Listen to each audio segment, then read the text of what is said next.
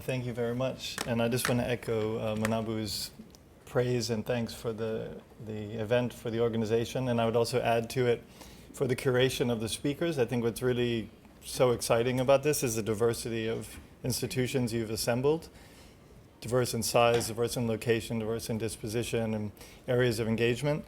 So it's a true pleasure for me to be here. I think I'm representing the Museum of the Future, which I'll show, of course. Before I begin, I guess I'll just make one maybe point of distinction that could be useful. Several of the institutions represented so far are institutions of contemporary art. I think that the museum is not that. What it is, if I had to describe it in those terms, is sort of a museum of contemporary experience and a museum of contemporary communication.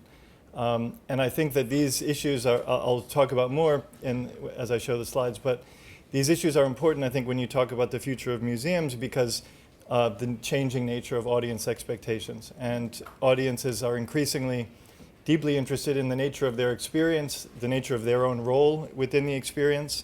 And us as curators or us as creative directors or whatever our role happens to be, really need to be aware of the changing way in which people take in information and what resonates with them and what doesn't.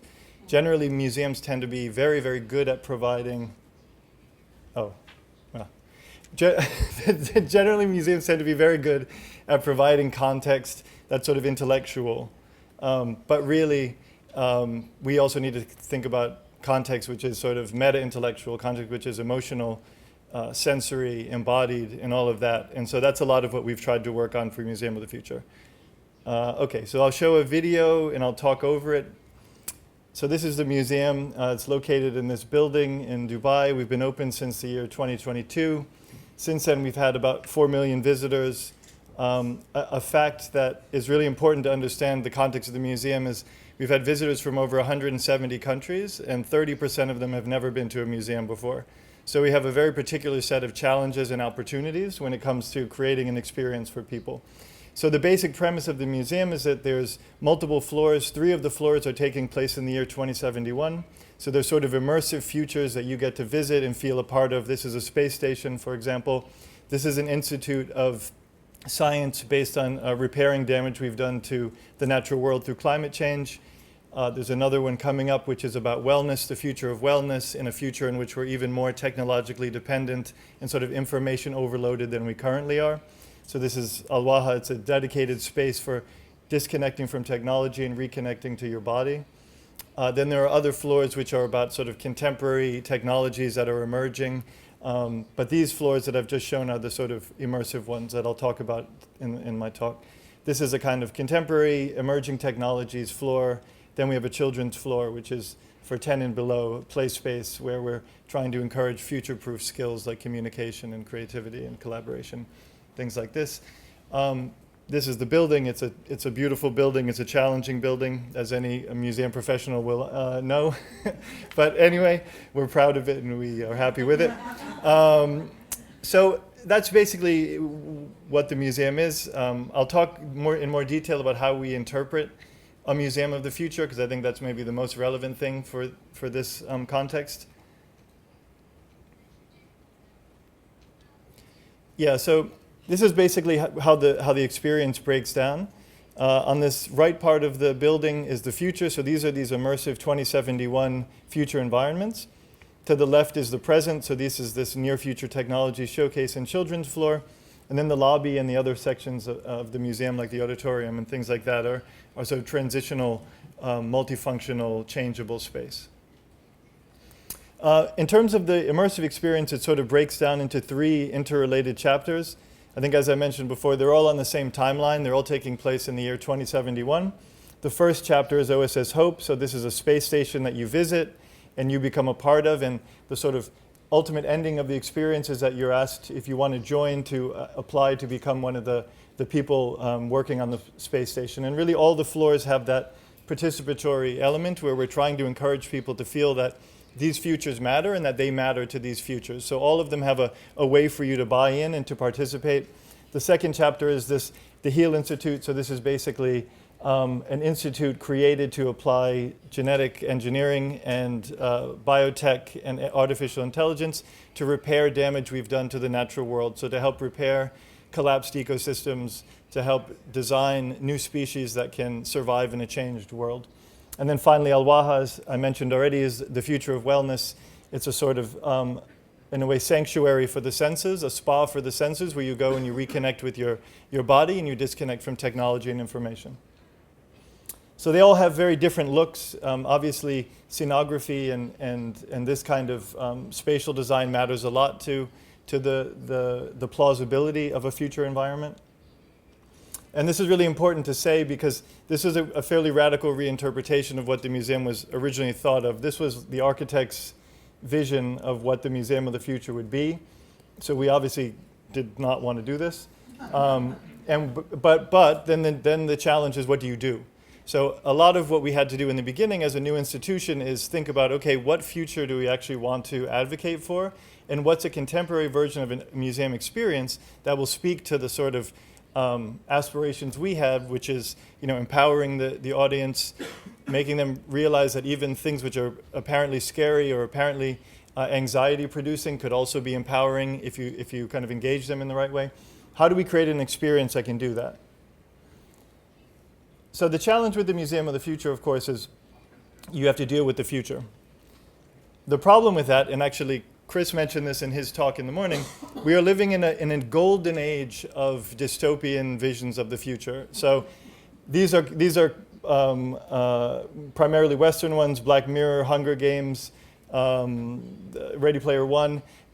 We could, of course, do it, and I probably should have made a slide which is only South Korean versions of this, whether you're talking about Goodbye Earth or Sisyphus or obviously Squid Games and stuff like that. So for whatever reason, we decided as a global cultural unit that we can only think of the worst possible visions of the future. And this is a really drastic problem for our ability to actually create a better future, that our best brains and our most talented storytellers and filmmakers and writers somehow can't imagine anything other than a future which is exponentially worse than the present.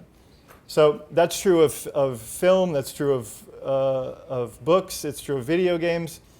I would say the ultimate apotheosis of this is The Last of Us, which is a sort of dystopian blockbuster video game which became a dystopian blockbuster television series, so it's a sort of never-ending cycle of miserableness. So what we call this is the crisis of imagination. There are many crises when you think about the future: global warming, climate change, demographic crisis, political crisis, obviously everything military. But our crisis that we engage with most deeply is the crisis of the imagination. Again, because in our opinion, it's a self-fulfilling prophecy that if you can't imagine a better future, you certainly can't create a better future, and you can't mobilize people toward a better future. So, in a way, immersive experiences, which is a term we've heard a couple times already today, so it maybe implies a kind of solution to this. A new form of kind of experience has developed. It speaks to people in a way that linear media, film, and things which define the 20th century don't. So maybe this is our solution to this crisis of imagination.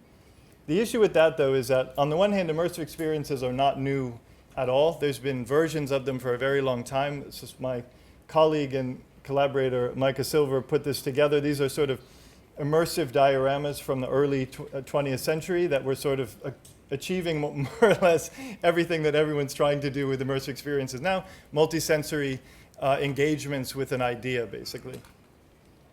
On the other hand, though, there's also sort of two versions of immersive experiences which have become very popular.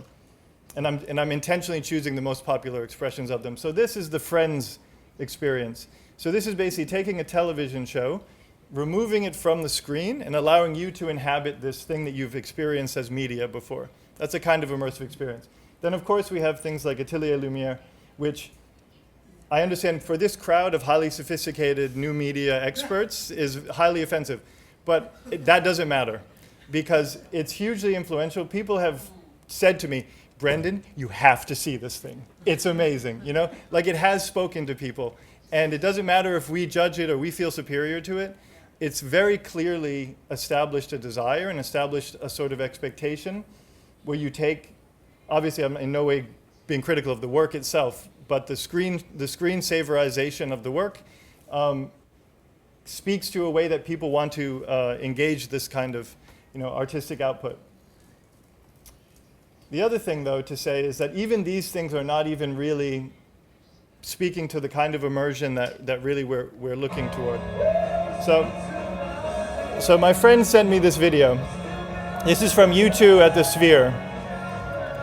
So this is obviously an immersive digital experience. But then we got this man here. He's even more immersed. He decided to double down on immersion and be even more distanced from reality than possible. So again, we're not saying this to laugh at this guy. We're saying it just to understand the expectation and the ways in which people want to engage things these days. And the other thing to say about immersive experiences as a phrase is it's a totally exhausted phrase. This is something I found in a in-flight magazine, which is pitching generic, boring apartments in Miami, and is calling them immersive experiences. So on the one hand, that's like silly. On the other hand, it's super accurate, because the reality is that everything is an immersive experience. This is an immersive experience right here. Anything in the physical world is an immersive experience. So there's no point in even using these terms, at least for us in the museum, because it's an exhausted term, and also it's been applied in so many random ways. So one of our main decisions when we were figuring out what to do with the museum is we go, okay, let's forget immersive experiences. We're going to be doing that anyway. This is too low of a bar for trying to create a new museum. So we came up with a new phrase, expansive experiences. And basically what expansive experience means is that immersive experience is really about the nature of the experience. Do people feel that they are in a kind of environment that is convincing for them? Expansive experience is what happens when they have that feeling? What are you trying to actually encourage as a thought and as an emotional response to this immersion that you've managed to achieve? And for us, the expansion is the expansion of people's understanding of what the future can be, what reality can be, and what role they can play in it. This is what we're trying to expand with the immersive experiences that we create. So, in order to do that, before we even figured out what would be in the museum, we made this kind of manifesto on what we thought an immersive experience should be. So this is really a kind of, in a way, poetic representation of our interpretation of, regardless of content, regardless of anything really, a museum of the future should provide, and we eventually called that expansive experience.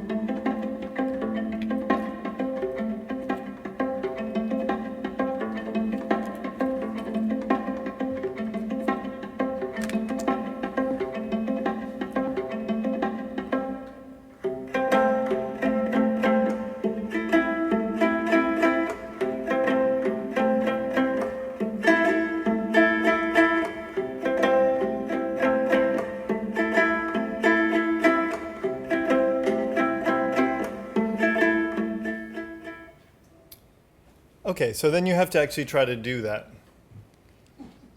So we assembled a cast of amazing collaborators. This is actually a small selection of them. Ayun King is not one of them, which I feel like is actually a really radical position now. I feel like excited that we... Anyway, yeah, so we have all these amazing artists from around the world. We have to try to kind of synthesize their efforts and coordinate their efforts to try to create a coherent vision of the future. which is challenging on a lot of levels. A lot of times this is sort of the feeling that you have. You have a lot of different people from a lot of different places with a lot of different personalities and signatures. And this is in a way a kind of a sort of comedic representation of the process, but it's actually not that far from reality, because this is really what our Zooms were like. This is obviously during COVID that we made the museum, so we used to have these nightmare Zooms that I'm sure all of you guys are very familiar with.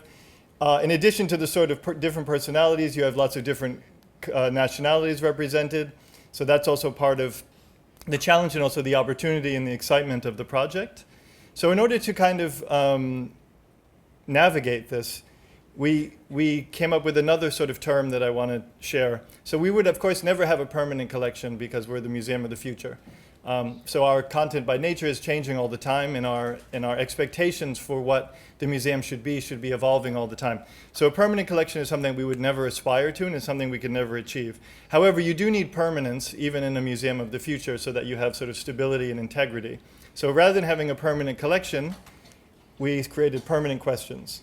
And so these questions define each piece that we commission, each piece that we develop for the museum, every piece of programming and the sort of overall output of the museum. And these are the questions. Where is the love in this piece? Where is its sense of awesomeness and revelation? How does it draw the audience in? How does it make them feel needed? Where is the work's sense of humor? Where is the past? So all of the designers, all of the great geniuses that we worked with had to answer these questions in this kind of very school student-y way that they didn't like, but also they had to write, which they also didn't like. So this is a really good exercise because you really expose whether someone has an idea or not if you make them write things. Anyway, so this is sort of one of the defining features of the museum. It's one of the defining features of us as a museum of contemporary experience and communication, as opposed to contemporary other things. And so all of that culminates in works like this, which is called the Vault of Life, the library. This is the notion is this is a library of 2,400 species, and you can collect their DNA. Oh, it's a collaboration by 3 amazing studios: Atelier Bruckner, Superflux, and Marshmallow Laserfeast. Marshmallow Laserfeast already got a shout out already. I'll give them another one. But anyways, 3 amazing studios that combined their talents into a single work. And those questions that I just showed were really essential to making sure that we were in total alignment in such a complex collaboration. I don't have time to talk about this work. The idea is basically that each one of these jars contains a species. You can sample its DNA using this device that we created, and then you can also synthesize new species based on collecting and sort of weaving in the genetic code of different species. So you can create purpose-built species, for example, like a fire-resistant tree, or something like that, based on using the kind of life itself as the sort of raw material of something which probably we will need to engage as a creative discipline, not even for an artistic reason, but out of necessity, as climate change sort of increasingly affects us all. That's all. Thank you.